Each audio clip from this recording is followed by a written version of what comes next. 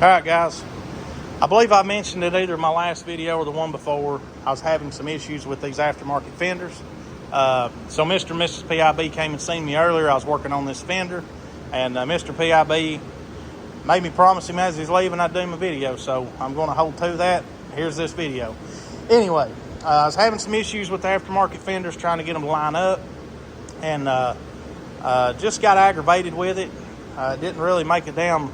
You know, if I got it lined up in one area, it was, 100 miles off on another. And so once I started taking measurements, the aftermarket fenders, let me just spin you around, let you show.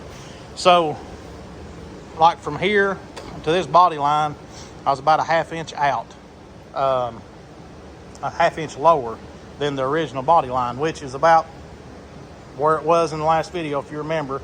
I believe I done a video on that. If I didn't, guys, I apologize. But and it was about right at the top, so you couldn't just take a half an inch out here and bring it together and raise that body line up. It was going to have to go at kind of an angle, and that's a little bit beyond my capabilities. But not only that, it was off here as well, and I'm going to have to cut some of this out to fix my driver's side fender. So that ought to be fun. But anyway, everywhere you measured it. So the wheel arch from here to here was off, and it was a little odd because, like I said, this was a half inch lower, and I still had more metal here than I should have had compared to the original fenders.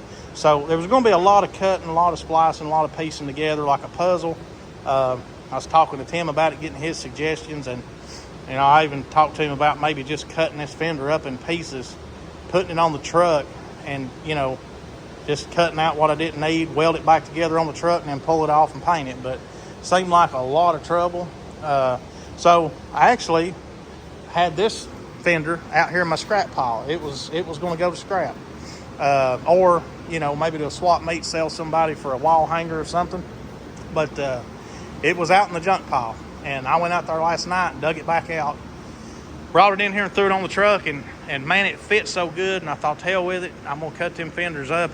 It's sickening. Like I said, these are about $500 a piece, and this was part of the trade between me and Tim. He bought new fenders, and him and I both thought that would be the easiest route. Those were so bad shape, and it seemed like again a good idea to me. So that's what we agreed on. He ordered them, and of course, you expect aftermarket parts not to fit just right, but these were just ridiculous. I mean, no way to even make them look halfway decent. I mean, damn, they were just, like I said, off everywhere. And then, when you start cutting, I mean, you're going to have to come in here and cut all this shit out, and then, your headlight buckets and stuff may not fit right. So this is a $500 patch panel. It sucks, but it is what it is. You can see here the one I've already cut up. Different pieces I've cut off of it to fix mine. This bottom, of course, I cut another slice out of that to fill in a few places, so that was just flush. But anyway, turned out pretty good. I cut this a little low, and I had to splice a piece in and build that lip up. But every weld I make, I try to make it as low as I can. If I'm doing any type of body work, I hadn't done none in a long time. But that way I can put filler on it. That's the difference between me and a good welder, is a grinder and body filler. So anyway, that's just some old black Rust-Oleum rattle can paint I sprayed on it for the time being. But once I skim these spots with my body filler, you'll never know I've been there. So anyway, this fender's got to come back off. It's got to be stripped down to bare metal, treated with that rust chem stuff. The inside's gonna have to be wire brushed or something. Get the inside of the fender cleaned up real good, and get some paint or something on the inside as well. If I ever go to sell this truck, I don't want somebody crawling under it and seeing a bunch of, well, it looks just like this, on the inside. So and I may not sell this one, I don't know. That's who knows with that. Who knows with me. As long as it don't piss me off, it's got a home for a while. But I got to get on this fender. This one's a little worse than the other side, the eyebrow. A little more rust on it, but again, pretty similar, guys. This area down here, of course, I fixed that on this side. Had to cut all that out, and I'm hoping, I don't believe that one's bad, so I hope it's okay. Maybe I just have to do the eyebrow, and then back here, like kind of similar to the other side. The other side had a little more rust over in here. This one's going up. It is what it is. So I'm gonna have to cut this section out. Whatever I'm gonna have to cut out. There's some lead. It's funny, the old guys back in the day used all that lead. That couldn't have been good for them. And I've got a section in here that I'm gonna have to cut out of that other fender and try to weld in here. This truck does not have to be perfect, but those aftermarket fenders, damn, you could have seen those from a mile away. Just how terrible they fit. And at least my lines are good. So, like I said, this has got 2 bolts, no shims, no nothing. It could maybe stand, maybe just like a 1/8 or a 1/16 or something, but I am content with that. I don't care.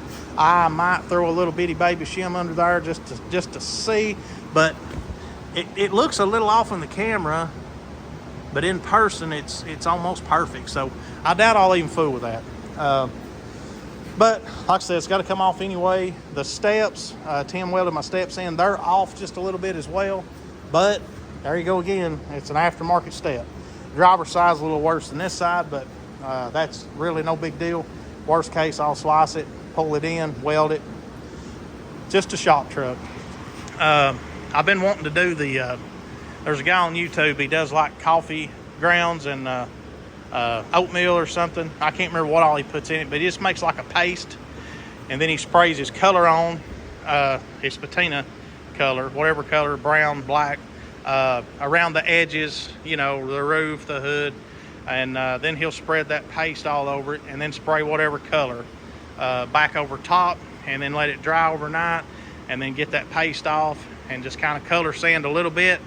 And it looks really good when he does it. Now, I don't know how it'll turn out with me, but if I can just get the body together, and I don't really give a shit, I'll strip it back down and repaint it again if I have to. But I think it'll turn out okay. I'm just ready to get some color on this thing, get the glass back in it, and just start driving it a little bit. I went to a cruise in yesterday, and there was a 55 or 6 GMC there, and it was all just kind of surface rusted like this one. It had a really nice red interior and stuff in it. It had a 350 tune port, but anyway, I seen it, and every time I see one, it kind of motivates me to try to get this one done. So I'm ready to get this truck back on the road. I'm ready to drive it and enjoy it a little bit, and hopefully my daughter will enjoy it as well. Maybe even my wife, I don't know. She's a hard sell on these older cars and trucks, but I have had a few that she's liked, and I've got rid of them. And ever since, she's not really took a liking to any of them. But I'm kind of hoping she does this one. I'm looking for a good excuse to keep this truck. I like it. I hope I enjoy it. But if you put so much work in one, you kind of get disgusted with it, and you're ready to move on to something else. But anyway, this one may be my keeper. We will see. Only time will tell on that. But all right, guys, I just want to do this video, kind of catch you up where I'm at. Tell me some of your stories about aftermarket parts. You know, have you ever had any luck out of them? I've bought some that were decent, and but then like these here, just absolute trash. And again, those are from Jegs. You know, maybe if you had a good AMD panel or something, you would have a little better luck. But those particular fenders from Jegs, and I don't know if they sell 2 or 3 different brands. I don't remember what brand those were. I don't know if I've even got the boxes anymore. I don't think I do. I wish I would have saved them, but they ain't good for nothing but patch panels. All right, guys, I'm going to get this welding jacket off of burning up, get in the house and get cleaned up, and try to play with my daughter and spend a little time with the family between now and work time in the morning. We'll catch you on the next one. See you later.